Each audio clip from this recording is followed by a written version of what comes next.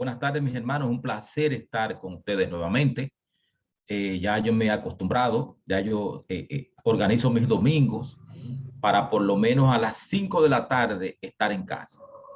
Cosa de que yo rututee, hago diligencias, reuniones, cosas así. Y a las 5 de la tarde, a más tardar, estoy en casa para prepararme física, mental y espiritualmente para nuestras reuniones.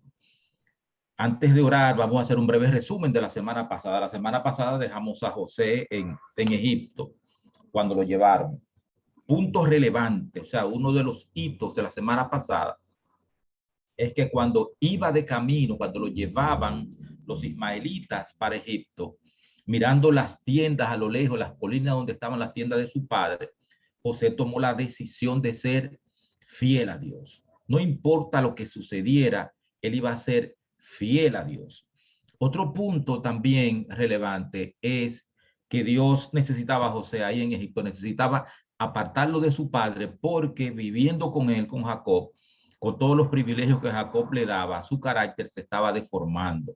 Y Dios necesitaba sacarlo de ahí para darle otra formación, una formación diferente. Otro punto que tenemos que relevar de la semana pasada es que José hacía todo en orden, decentemente. Era un individuo sumamente aplicado y Dios bendecía a José. Otro punto relevante es que cuando la mujer de Potifar lo tentó, José, sabiendo que de ninguna manera le iba a ir bien, él prefirió ir, que lo mataran o ir a la cárcel, que era el mal menor, pero no cedió a las pretensiones de la mujer de Potifar. Y otro punto relevante que parece un olvido de parte del copero, pero Dios tiene su tiempo para hacer las cosas. Carl S. Lewis, un teólogo cristiano del siglo pasado, decía que una de las mayores bendiciones que Dios le había dado era las veces que había dicho no. Entonces, José le pidió al copero que le relatara su caso al rey, al faraón, cuando lo restauraran, pero al copero se le olvidó y pasó 2 años entre que José le relató el sueño, o sea, le descifró el sueño al copero y al panadero, y el sueño del faraón, cuando el copero le dijo que había alguien que podía ayudarlo a explicarle o interpretar el sueño. La semana pasada conversamos sobre eso y alguien dijo que José no iba a estar disponible para el sueño porque José iba a hacer otra cosa. Yo digo que José hubiese vuelto para Palestina, donde su padre. Entonces, Dios organizó todo de tal manera que José pudiera estar disponible en inmediatamente el faraón tuviese el sueño. Y hoy vamos a entrar en el capítulo 21 a ver qué pasó después. Todos lo sabemos porque todos hemos leído la Biblia, pero de todas maneras vamos, un segundito por favor. Hijo, te devuelvo en un momento que estoy en un Zoom. ¿Oíste? Te devuelvo en un momento que estoy en un Zoom. Ok, perfecto. Entonces, seguimos. Ahora vamos a ver qué pasó, cómo se desarrolló toda la historia. Vamos a orar entonces. Yo le voy a pedir a una de las personas que están aquí que ore. Vamos a compartir esto. Voy a pedirle a Mirna Cueto que tenga la oración para iniciar. Si te es posible, Mirna. Sí, sí, claro. Oremos. Bondadoso Padre que estás en los cielos, te damos gracias, Señor, por tu amor y tu misericordia. Gracias porque a través de tu palabra nos enseñas acerca de ti y de todas las cosas, Señor, que todavía hoy en día puedes mantener vigente para cada uno de nosotros. Usa a Humberto en esta noche que va a hablar acerca de esta lectura y la explicación que tú has puesto en su memoria, en su entendimiento a él, para que pueda transmitirla a cada uno de nosotros. Úsalo con poder y bendice a cada uno de los presentes aquí, de aquellos que están por las redes sociales, Señor, también que puedan entender tu palabra en esta tarde, que podamos atesorarla, ponerla en práctica. Es en el nombre de Jesús que te lo pedimos, mi Dios. Amén. Amén. Amén. Bien, comenzamos. Y aquí hay un principio. que uno debe tener presente. Al principiar los años fructíferos, comenzaron los preparativos para el hambre que se aproximaba. Los egipcios, o sea, José no permitió que los egipcios gastaran todos los beneficios, todo lo que iban a cosechar. Es una lección para nosotros en este tiempo. Al principiar los años fructíferos, comenzaron los preparativos para el hambre que se aproximaba. Bajo la dirección de José se construyeron inmensos graneros en los lugares principales de todo Egipto y se hicieron amplios preparativos para conservar el excedente de la esperada cosecha. José, un hombre previsor, inspirado por el Espíritu Santo, preparó todo. Se siguió el mismo procedimiento durante los 7 años de abundancia hasta que la cantidad de granos guardados era incalculable. Y luego, de acuerdo con la predicción de José, comenzaron los 7 años de escasez. Génesis capítulo 41, versículos 54 al 56 dice, y hubo hambre en todos los países, mas en toda la tierra de Egipto había pan. Había un buen gobierno en Egipto. Y cuando se sintió el hambre en toda la tierra de Egipto, el pueblo clamó a Faraón por pan. Y dijo Faraón a todos los egipcios, id a José y haced lo que él os dijere. Y el hambre estaba por toda la extensión del país. Entonces abrió José todo granero donde había y vendía a los egipcios. La previsión impidió que se pasara hambre. El hambre se extendió a la tierra de Canaán. Fue muy severa en la parte del país donde moraba Jacob. Habiendo oído hablar de la abundante provisión hecha por el rey de Egipto, 10 de los hijos de Jacob se trasladaron allá para comprar granos. Al llegar, los llevaron a ver al virrey y juntamente con otros solicitantes se presentaron ante el gobernador de la tierra e inclináronse a él rostro por tierra. ¿Recuerdan el sueño de José? Los 2 sueños que tuvo en su casa, que de los 10, las 12 cosas que se arrodillaban delante de él, o que la luz, los planetas se arrodillaban ante él. José pues conoció a sus hermanos, pero ellos no le conocieron. Su nombre hebreo había sido cambiado por el que le había puesto el rey. Y había muy poca semejanza entre el primer ministro de Egipto y el mancebo a quien ellos habían vendido a los ismaelitas. Al ver a sus hermanos inclinándose y saludándole con reverencia, José recordó sus sueños y la escena del pasado se presentaron vivamente ante él. Su mirada penetrante al examinar el grupo descubrió que Benjamín no estaba entre ellos. ¿Habría sido él también víctima de la traicionera crueldad de aquellos hombres rudos? Decidió averiguar la verdad. Espías sois, les dijo severamente, por ver lo descubierto del país habéis venido. Contestaron ellos, no, señor mío, mas tus siervos han venido a comprar alimentos. Todos nosotros somos hijos de un varón, somos hombres de verdad. Tus siervos nunca fueron espías. José deseaba saber si todavía tenían el mismo espíritu arrogante que cuando él estaba con ellos. Y también quería obtener alguna información respecto a su hogar. No obstante, sabía muy bien cuán engañosas podían ser las declaraciones que ellos hicieran. Los acusó de nuevo y contestaron, tus siervos somos 2 hermanos, hijos de un varón en la tierra de Canaán. Y aquí el menor está hoy con nuestro padre y otro no aparece.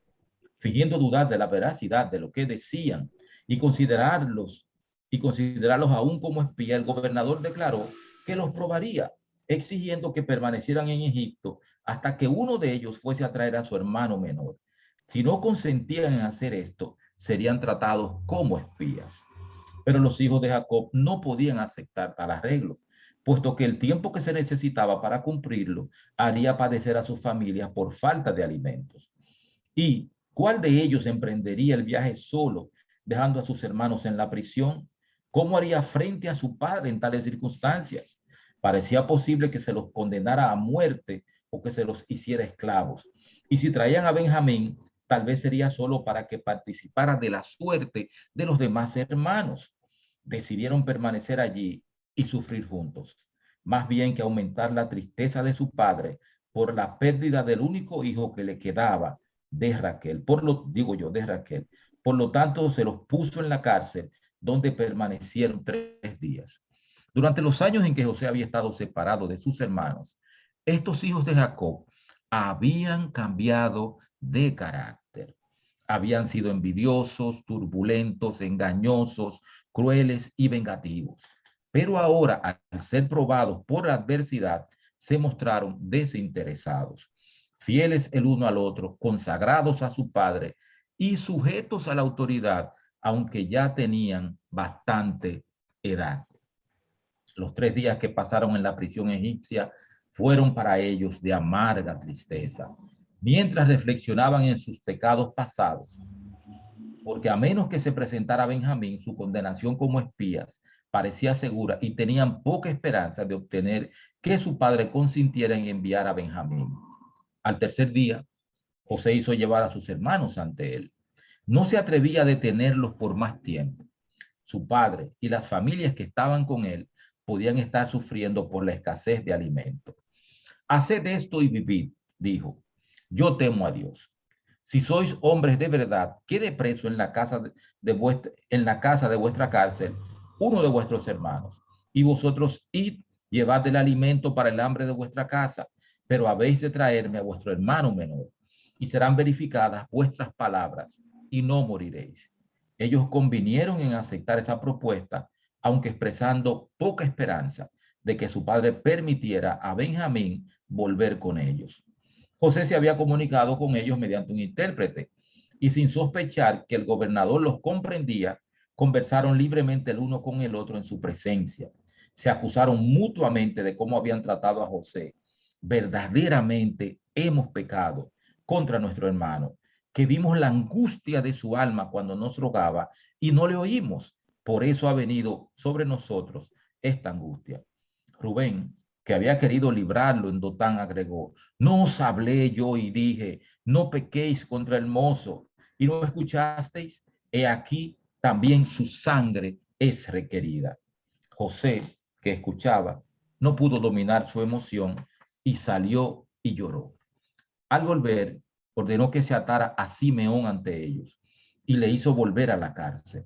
En el trato cruel hacia su hermano, Simeón había sido el instigador y protagonista, y por esta razón la elección recayó sobre él. Antes de ustedes recordarán que cuando Dina fue violada, Simeón y Leví arrasaron completamente con una ciudad, con Siquén, porque el hijo de Siquén fue quien violó a Dina. Quería casarse con ella y ellos lo que hicieron fue que les pidieron a todos que se circuncidaran, y cuando se circuncidaron, en el momento en que estaban todos los hombres más adoloridos, ellos fueron, los atacaron y mataron a todo el mundo en esa ciudad. O sea que Simeón no era o no había sido una persona de buen carácter, pero como dice aquí, el carácter de ellos había cambiado. Antes de permitir la salida de sus hermanos, José ordenó que se les diera abundancia de cereal y que el dinero de cada uno fuera puesto secretamente en la boca de su saco. Se les proporcionó también forraje para sus bestias para el viaje de regreso. En el camino, uno de ellos, al abrir su saco, se sorprendió al encontrar la bolsa de plata. Al anunciar a los otros, se sintieron alarmados y perplejos y se dijeron el uno al otro: ¿qué es esto que nos ha hecho Dios? ¿Debían considerarlo como una demostración de la bondad del Señor, o que Él lo había permitido para castigarlos por sus pecados y afligirlos más hondamente todavía? Reconocían que Dios había visto sus pecados y que ahora estaba castigándolos. Jacob esperaba ansiosamente el regreso de sus hijos, y a su vuelta todo el campamento se reunió anhelante alrededor de ellos mientras relataban a su padre todo lo que había ocurrido. La alarma y el recelo llenaron el corazón de todos. La conducta del gobernador egipcio sugería algún mal propósito, y sus temores se confirmaron cuando, al abrir los sacos, cada uno encontró su dinero. En su angustia, el anciano padre exclamó: habéisme privado de mis hijos. José no parece, ni Simeón tampoco, y a Benjamín le llevaréis. Contra mí son todas estas cosas. Rubén respondió: harás morir a mis 2 hijos si no te lo volviere. Entrégalo en mi mano, que yo lo volveré a ti. Estas palabras temerarias no aliviaron la preocupación de Jacob. Su contestación fue: no descenderá mi hijo con vosotros, que su hermano es muerto, y él solo ha quedado. Y si le aconteciere algún desastre en el camino por donde vais, haréis descender mis canas con dolor a la sepultura. Recuerden que José y Benjamín eran los únicos hijos de la mujer a la que realmente Jacob había amado.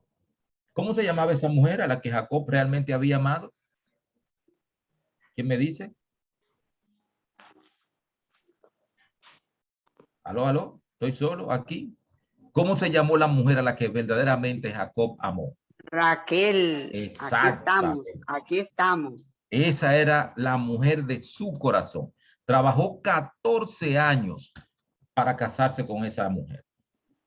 Y cuando ella se murió camino en Efrata, camino de Belén, cerca de Belén, él no dijo se murió, él dijo se me murió. Era el amor de su vida, la mujer de su corazón. Por lo tanto, tanto José como Benjamín eran hijos especiales. Todos eran, y los dos eran hijos de él. Pero dentro de ellos, José era su favorito y Benjamín era también hijo de la mujer que él había amado. Pero la sequía continuaba y al cabo de cierto tiempo, la provisión de granos que habían traído de Egipto estaba casi agotada. Los hijos de Jacob sabían muy bien que sería vano regresar a Egipto sin Benjamín. Tenían poca esperanza de cambiar la resolución del padre y esperaban la crisis en silencio. La sombra del hambre se hacía cada vez más oscura. En los ansiosos rostros de todo el campamento, el anciano leyó su necesidad. Por fin dijo: volved y comprad para nosotros un poco de alimento. Judá contestó: aquel varón nos protestó con ánimo resuelto, diciendo: no veréis mi rostro sin vuestro hermano con vosotros. Si enviares a nuestro hermano con nosotros, descenderemos y te compraremos alimento, pero si no le enviares, no descenderemos, porque aquel varón nos dijo: no veréis mi rostro sin vuestro hermano con vosotros. Viendo que la resolución de su padre empezaba a vacilar, agregó: envía al mozo conmigo y nos levantaremos e iremos, a fin de que vivamos y no muramos nosotros y tú y nuestros niños. Y se ofreció como garante de su hermano, comprometiéndose a aceptar la culpa para siempre si no le devolvía a Benjamín a su padre. Bueno, ya al final del capítulo veremos que realmente, aunque la bendición recayó sobre José, porque tuvo doble porción en sus hijos, en Efraín y Manasés, lo cierto es que quien se convirtió realmente en líder de los dos hermanos fue Judá. Jacob no pudo negar su consentimiento por más tiempo y ordenó a sus hijos que se prepararan para el viaje. También les mandó que llevaran al gobernador un regalo de las cosas que podía proporcionar aquel país devastado por el hambre: un poco de bálsamo, un poco de miel, aromas y mirra, nueces y almendras, y también una cantidad doble de dinero. Tomad también a vuestro hermano y levantaos y volved a aquel varón. Cuando sus hijos se disponían a emprender su incierto viaje, el anciano padre se puso de pie y, levantando los brazos al cielo, pronunció esta oración: el Dios omnipotente os dé misericordias delante de aquel varón y os suelte al otro vuestro hermano y a este Benjamín. Y si he de ser privado de mis hijos, séalo. Se entregó completamente en las manos de Dios Jacob al hacer esta oración. Otra vez viajaron a Egipto y se presentaron ante José. Cuando los ojos de este vieron a Benjamín, el hijo de su propia madre, se conmovió mucho. Sin embargo, ocultó su emoción y ordenó que los llevaran a su casa e hicieran preparativos para que comieran con él. Al ser llevados al palacio del gobernador, los hermanos se alarmaron grandemente, temiendo que se los llamase a cuenta por el dinero encontrado en los sacos. Creyeron que pudiera haberse puesto allí intencionalmente con el fin de tener una excusa para convertirlos en esclavos. En su angustia, consultaron al mayordomo de la casa y le explicaron las circunstancias de su visita a Egipto. Y en prueba de su inocencia le informaron que habían traído de vuelta el dinero encontrado y agregaron: no sabemos quién haya puesto nuestro dinero en nuestros costales. El hombre contestó: paz a vosotros, no temáis. Vuestro Dios y el Dios de vuestro padre os dio el tesoro en vuestros costales. Vuestro dinero vino a mí. Su ansiedad se alivió y cuando se les unió Simeón, que había sido libertado de su prisión, creyeron que Dios era realmente misericordioso con ellos. Cuando el gobernador volvió a verlos, le presentaron sus regalos y humildemente inclináronse a él a tierra. José recordó nuevamente sus sueños y después de saludar a sus huéspedes, se apresuró a preguntarles: ¿vuestro padre, el anciano que dijisteis, lo pasa bien? ¿Vive todavía? Bien va a tu siervo nuestro padre, aún vive, fue la respuesta, mientras se inclinaban reverentemente otra vez. Entonces sus ojos se fijaron en Benjamín y dijo: ¿es este vuestro hermano menor de quien me hablasteis? Dios tenga misericordia de ti, hijo mío.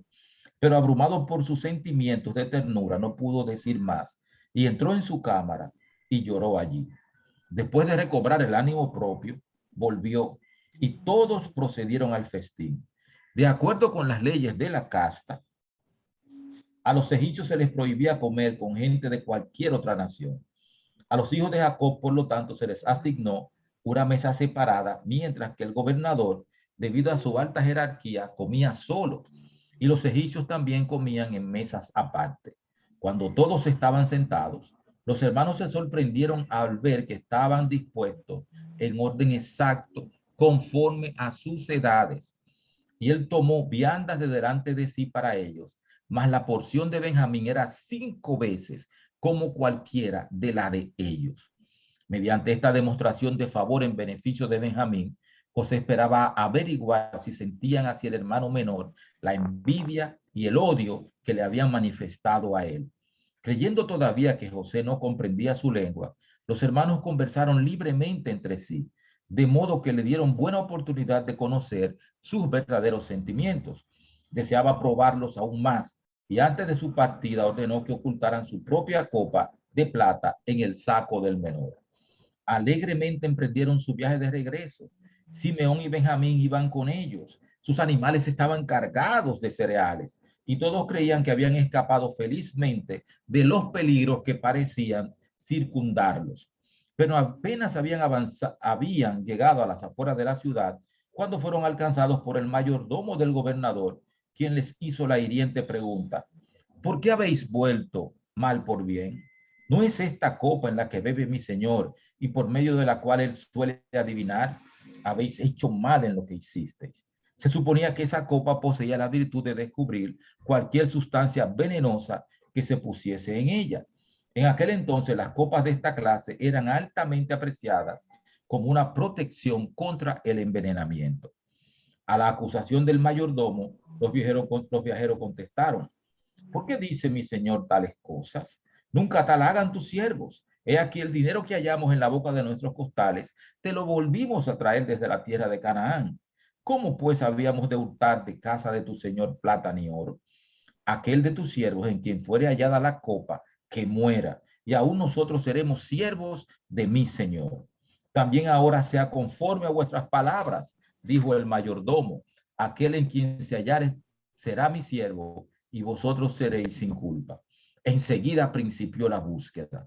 Ellos entonces se dieron prisa y derribando cada uno su costal en tierra, abrió cada cual el costal suyo y el mayordomo los examinó a todos. Comenzando con Rubén, siguió en orden hasta llegar al menor. La copa se encontró en el saco de Benjamín. Los hermanos desgarraron su ropa en señal de profundo dolor y regresaron lentamente a la ciudad. De acuerdo con su propia promesa, Benjamín estaba condenado a una vida de esclavitud. Siguieron al mayordomo hasta el palacio y encontrando al gobernador todavía allí, se postraron ante él. ¿Qué obra es esta que habéis hecho? Dijo. ¿No sabéis que un hombre como yo sabe adivinar? José se proponía obtener de ellos un reconocimiento de su pecado. No era maldad lo que estaba haciendo José. Él quería que ellos reconocieran su pecado. Jamás había pretendido poseer el poder de adivinar, pero quería hacerles creer que podía leer los secretos de su vida. Judá contestó: ¿qué diremos, mi señor? ¿Qué hablaremos? ¿O con qué nos justificaremos? Dios ha hallado la maldad de tus siervos. He aquí, nosotros somos siervos de mi Señor, nosotros y también aquel en cuyo poder fue hallada la copa. Nunca yo tal haga, fue la respuesta. El varón en cuyo poder fue hallada la copa, él será mi siervo. Vosotros id en paz a vuestro padre. En su profundo dolor, Judá se acercó al gobernador y exclamó: ay, Señor mío, ruégote que hable tu siervo una palabra en oídos de mi señor, y no se encienda tu enojo contra tu siervo, pues que tú eres como Faraón.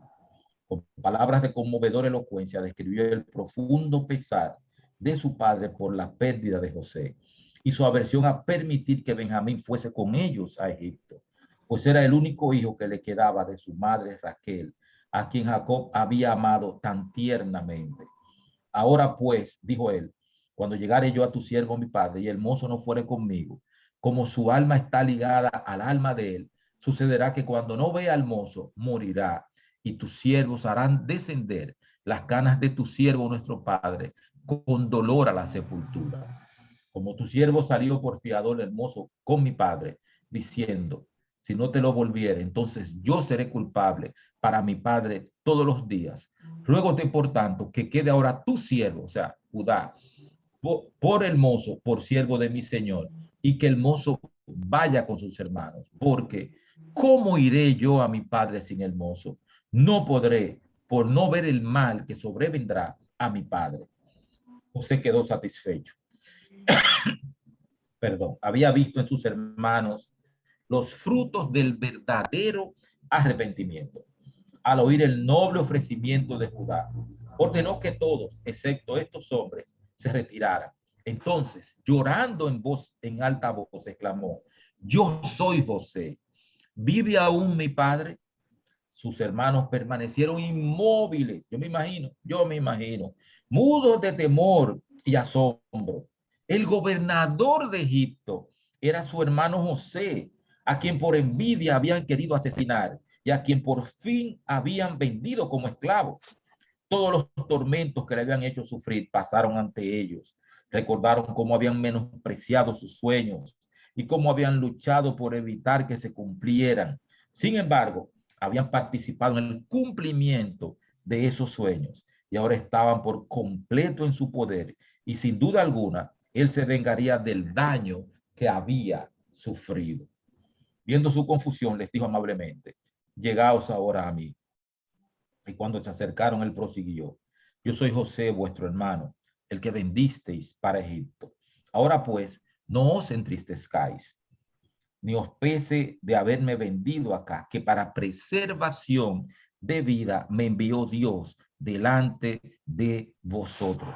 Considerando que ya habían sufrido ellos lo suficiente por su crueldad hacia él, noblemente trató de desvanecer sus temores y de reducir la amargura de su remordimiento. Que ya ha habido 2 años de hambre en medio de la tierra, continuó José, y aún quedan 5 años en que ni habrá arada ni siega. Y Dios me envió delante de vosotros para que vosotros quedaseis en la tierra y para daros vida por medio de grandes salvamentos. Así pues, no me enviasteis vosotros hacia acá, sino Dios, que me ha puesto por padre de Faraón y por señor de toda su casa y por gobernador en toda la tierra de Egipto. Daos prisa, id a mi padre y decidle: así dice tu hijo José, Dios me ha puesto por señor de todo Egipto. Ven a mí, no te detengas, y habitarás en la tierra de Gosén, y estarás cerca de mí, tú y tus hijos, y los hijos de tus hijos, tus ganados y tus vacas, y todo lo que tienes. Y allí te alimentaré, pues aún quedan 5 años de hambre, porque no perezcas de pobreza tú y tu casa, y todo lo que tienes. Y aquí vuestros ojos ven, y los ojos de mi hermano Benjamín, que mi boca os habla. Y echándose sobre el cuello de Benjamín, su hermano, lloró. Y también Benjamín lloró sobre su cuello, y besó a todos sus hermanos, y lloró sobre ellos. Y después sus hermanos hablaron con él. confesaron humildemente su pecado y le pidieron perdón. Durante mucho tiempo habían sufrido ansiedad y remordimiento y ahora se regocijaron de que José estuviera vivo. La noticia de lo que había ocurrido llegó pronto a oídos del rey, quien, anheloso de manifestar su gratitud a José, confirmó la invitación del gobernador a su familia, diciendo: el bien de la tierra de Egipto será vuestro.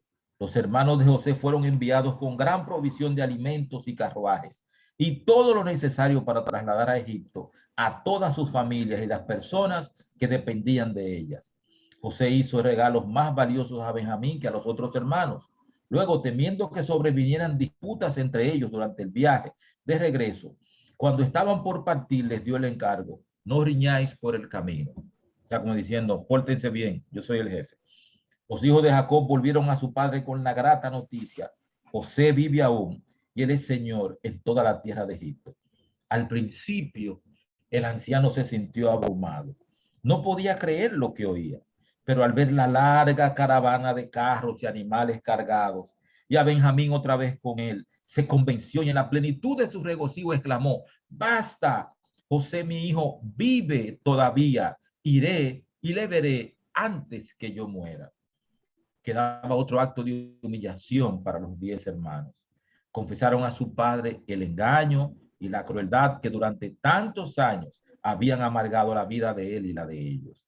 Jacob no los había creído capaces de tan vil pecado, pero vio que todo había sido dirigido para bien y perdonó y bendijo a sus descarriados hijos.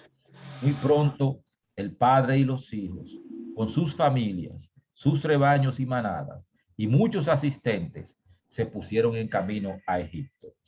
Viajaron con corazón regocijado y cuando llegaron a Beersheba, el patriarca ofreció sacrificios de agradecimiento e imploró al Señor que les otorgase una garantía de que iría con ellos.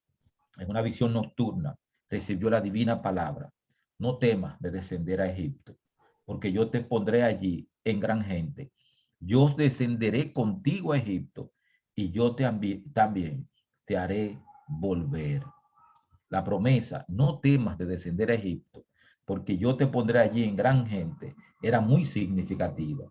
Se había prometido que su posteridad sería tan numerosa como las estrellas. Génesis capítulo 15. Recuerden, en Génesis capítulo 15 leemos que Dios le dijo a Abraham que su descendencia viajaría a Egipto, que sería esclava allí y que estarían allí por 400 años, pero que cuando salieran de allí iban a salir con grandes riquezas. Se había prometido que su posteridad sería tan numerosa como las estrellas, pero hasta entonces el pueblo elegido había aumentado levemente y la tierra de Canaán no ofrecía en ese tiempo campo propicio para el desarrollo de la nación que se había predicho. Estaba en posesión de tribus paganas poderosas que no habrían de ser desalojadas hasta la cuarta generación. De haber quedado allí para convertirse en un pueblo numeroso, los descendientes de Israel hubiesen tenido que expulsar a los habitantes de la tierra o dispersarse entre ellos. Conforme a la disposición divina, no podían hacerlo primero, y si se mezclaban con los cananeos, se expondrían a ser seducidos por la idolatría. Egipto, sin embargo, ofrecía las condiciones necesarias para el cumplimiento del propósito divino. Se les ofrecía allí un sector del país bien regado y fértil, con todas las ventajas necesarias para un rápido aumento. Y la antipatía que habían de encontrar en Egipto debido a su ocupación, pues los egipcios abominaban todo pastor de ovejas, les permitiría seguir siendo un pueblo distinto y separado y serviría para impedirles que participaran en la idolatría egipcia. Al llegar a Egipto, la compañía se dirigió a la tierra de Gosén. Allí fue José en su carro oficial, acompañado de un séquito principesco. Olvidó el esplendor de su ambiente y la dignidad de su posición. Un solo pensamiento llenaba su mente, un solo anhelo conmovía su corazón. Cuando divisó la llegada de los viajeros, no pudo ya reprimir el amor cuyos anhelos había sofocado durante tan largos años. Saltó de su carro y corrió a dar la bienvenida a su padre. Echóse sobre su cuello y lloró sobre su cuello bastante. Otra versión dice largamente. Entonces Israel dijo a José, muera yo ahora, ya que he visto tu rostro, pues aún vives. José llevó a 5 de sus hermanos para presentarlos a Faraón y para que se les diera la tierra en que iban a establecer sus hogares. La gratitud había sido la gratitud hacia su primer ministro induciría al monarca a honrarlo con nombramientos para ocupar cargos oficiales. Pero José, leal al culto de Jehová, trató de salvar a sus hermanos de las tentaciones a que se expondrían en una corte pagana. Por consiguiente, les aconsejó que cuando el rey les preguntase, le dijesen francamente su ocupación. Los hijos de Jacob siguieron este consejo, teniendo cuidado también de manifestar que habían venido a morar temporalmente en la tierra y no a permanecer allí, reservándose de esa manera el derecho de marcharse cuando lo desearan. El rey les asignó un lugar, como había ofrecido, en lo mejor del país, en la tierra de Gosén. Poco tiempo después, José llevó también a su padre para presentarlo al rey. El patriarca era extraño al ambiente de las cortes reales, pero en medio de las sublimes escenas de la naturaleza, había tenido comunión con el monarca más poderoso y ahora con consciente superioridad alzó las manos y bendijo a Faraón. En su primer saludo a José, Jacob habló como si con esta conclusión jubilosa de su largo dolor y ansiedad estuviese listo para morir, pero todavía se le otorgaron 17 años en el quieto retiro de Gosén. Estos años fueron un feliz contraste con los que habían precedido. Jacob vio en sus hijos evidencias de un verdadero arrepentimiento. Vio a su familia rodeada de todas las condiciones necesarias para convertirse en una gran nación, y su fe se afirmó en la segura promesa de su futuro establecimiento en Canaán. Él mismo estaba rodeado de todas las demostraciones de amor y favor que el primer ministro de Egipto podía dispensar, y feliz en la compañía de su hijo por tanto tiempo perdido, descendió quieta y apaciblemente al sepulcro. Nos queda todavía una buena parte del capítulo, pero lo vamos a terminar el próximo domingo. Bien, Dulce, el control es suyo.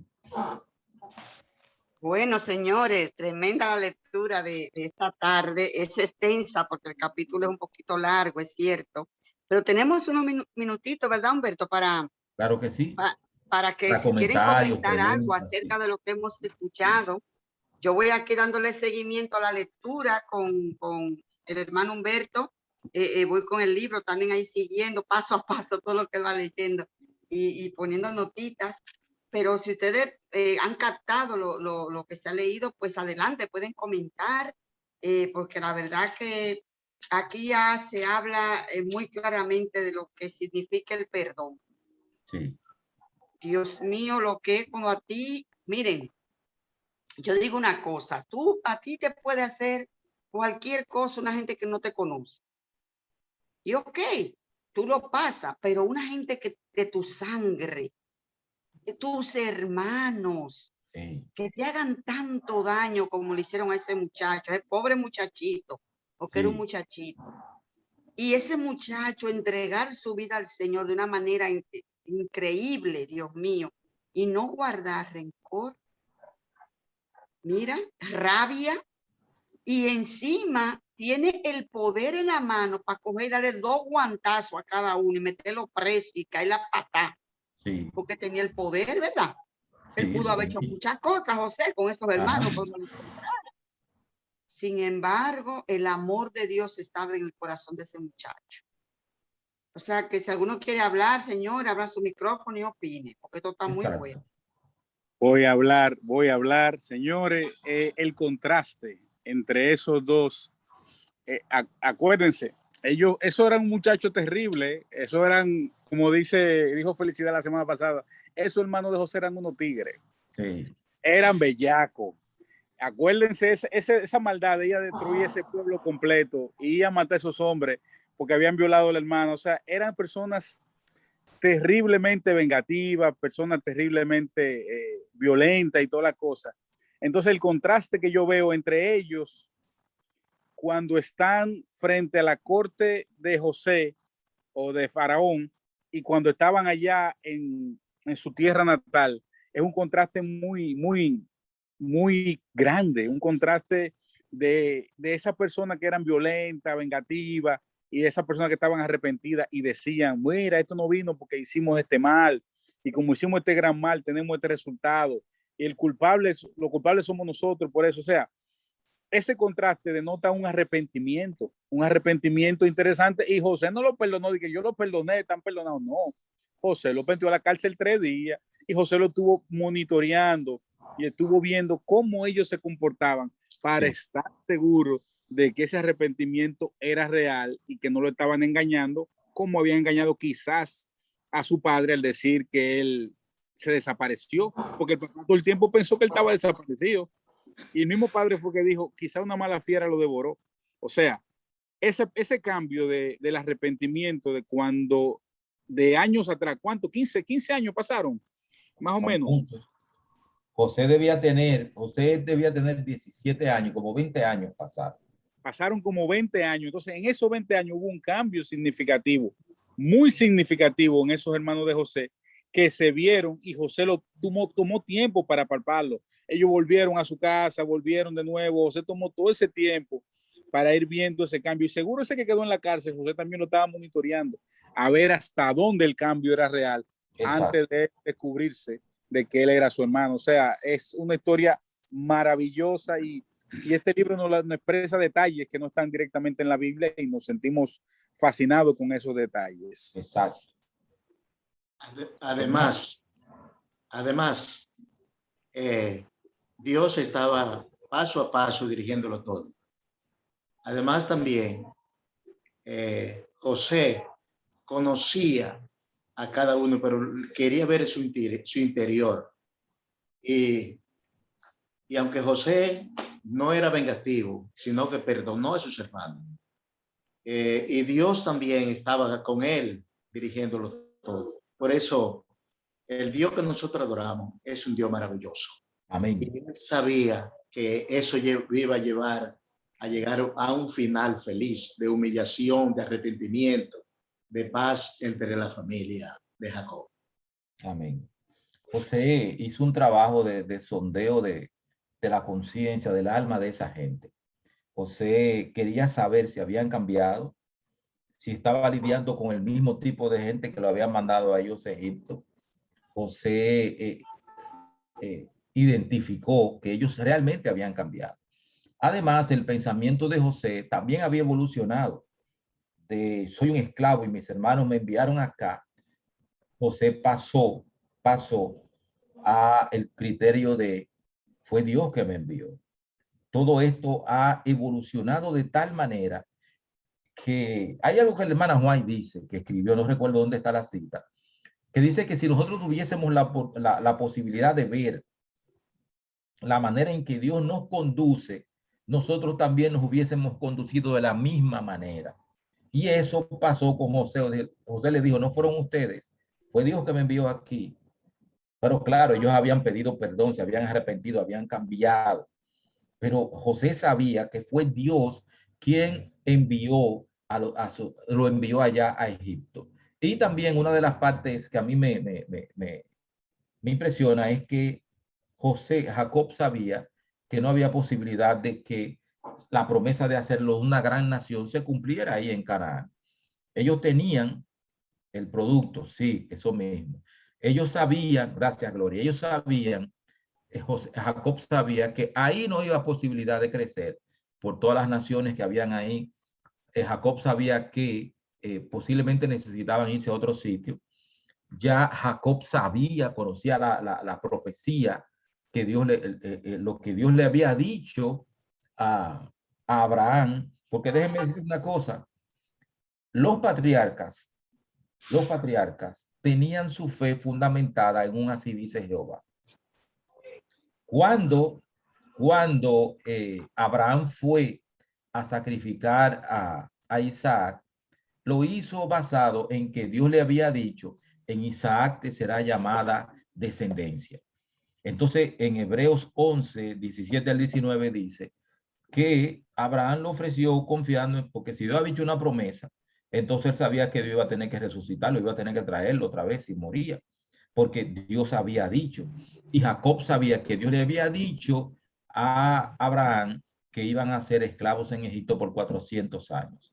Cualquier angustia que tenía, Jacob, la disipó en Beersheba, porque él, en el altar que Abraham había hecho allá en Beersheba, él ofreció sacrificios y le dijo a Dios cómo se sentía, la aprensión que tenía. Y por eso Dios habló con él esa noche y le dijo, no temas en bajar.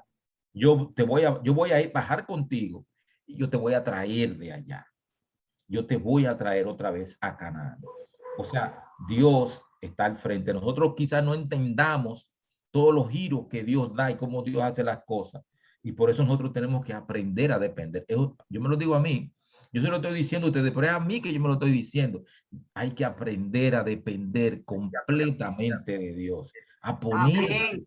poner todo en las manos de Dios, que Dios sabe. Le voy a relatar como cada unos minutos le voy a dar un testimonio. Adelante, adelante. Le voy a dar un testimonio. Hace 2 semanas, un hermano mío de la iglesia, muy amigo mío, tenía un caso allá en los Estados Unidos, donde la ex esposa, que estaba casada ahora, le quería quitar el derecho de ver a sus hijos. Dijo que no, que ella no quería que él se relacionara con sus hijos. Él no tiene permiso de trabajo, está trabajando mucho, pero tiene poco dinero, y tuvo que viajar de un estado del nordeste a un estado del sureste porque la mujer lo demandó allá abajo, en el sur. Y entonces él me dijo, estoy asustado, tengo mucho miedo porque me pueden meter preso, me pueden atrapar migración en el tribunal y deportarme. Además, yo no tengo nada. Y yo le dije, no baje para allá, espérese, tenga paciencia. Y yo voy camino de la finca, de la finquita que tengo a unos asuntos que tenía que resolver allá, cuando él me llama, me llama por teléfono y me dice, estoy en el tribunal. Yo vine a echar mi pleito por mis muchachos. Y ya usted sabe, el juez me preguntó si yo me podía quedar en este y lo otro, pero yo tengo $140 en los bolsillos nada más. Yo no puedo hacer más nada. Entonces, yo le dije, pero usted cogió para allá, usted sabiendo que lo peligroso, los problemas que se puede meter. Me dijo, mire hermano, yo lo estoy llamando porque usted ore por mí. Yo necesito que usted ore. Entonces, lo que hicimos un amigo mío y yo, un hermano de la iglesia y yo, que estábamos camino de la finquita, fue que nos paramos en la carretera del nordeste, y ahí nos fajamos a orar por él. Ora. Y todo el camino era ora por él. Después pasó un tiempo y él me tira para atrás otra vez. Yo venía de regreso ya para la ciudad en la tarde y me dice, le voy a decir lo que pasó. La última media hora del juicio, el juez se dedicó a defenderme. El juez me estaba defendiendo porque yo ni abogado tenía. Yo no tenía dinero para contratar abogado. $140 era todo lo que yo tenía. Me preguntó si yo me podía quedar y yo le pregunté por qué. Me dijo, para que usted se quede con sus hijos mañana y lo vuelva a ver otra vez antes de irse. Y además usted va a poder venir todos los meses a ver a su hijo el tiempo que usted quiera. En Navidad lo va a tener 2 semanas y usted está libre de cualquier problema, de cualquier culpa y de todo. O sea, lo que era una trampa mortal para él, Dios lo convirtió en una bendición. Gloria a Dios. En una bendición lo convirtió. Entonces nosotros, el que andaba conmigo, el hermano de iglesia que andaba conmigo, cuando él oyó el caso que yo le conté, él me dijo, Cristian, te voy a decir una cosa. Confía en Dios. Dios lo va a ayudar. Óyete, no te preocupes, no agonices, no te aceleres. Confía en Dios. Vamos a dejar esto en las manos de Dios. Yo dije, ok, en las manos de Dios está este caso. Vamos a seguir orando para que Dios actúe. Y Dios lo resolvió. Cuando después él me llamó y me dijo, gloria a Dios, mi hermano, esto está resuelto, estamos bien. Yo ando con mis hijos, me mandó fotos él con sus hijos y todo eso. Jacob tenía aprensión, estaba asustado. Bajar para Egipto. Pero esa noche Dios se le presentó y le dijo, yo te voy a llevar a Egipto y yo te voy a sacar de ahí. Yo te voy a sacar de ahí. Y Dios cumplió eso 430 años después.